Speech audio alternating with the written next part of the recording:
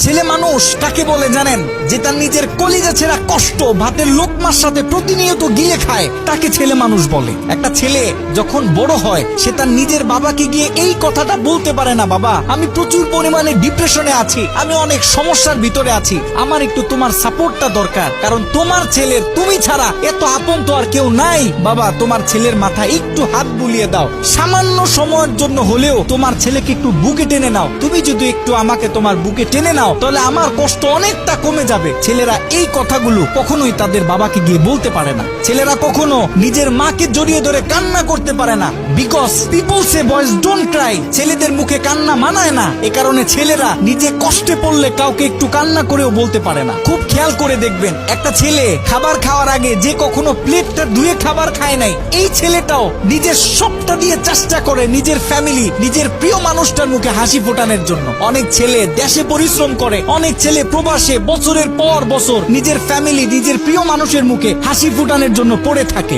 দিন শেষে ছেলেদের মুখে হাসি ফোটানোর মতো কাউকে পাওয়া যায় না। আমি মনে করি boys are the best actor in the world. এই পৃথিবীতে ছেলেরা হচ্ছে সব থেকে বড় অভিনেতা, কারণ ছেলেরা নিজেদের বুকে হাজারো লক্ষ কষ্ট পুঁতে রেখেও মুখে হাসি নিয়ে চলে, কারণ সে জানে আজকে আমি যদি ভেঙে পড়ি তাহলে আমার পুরো ফ্যামিলিটা অস্তিত্বহীন হয়ে যাবে।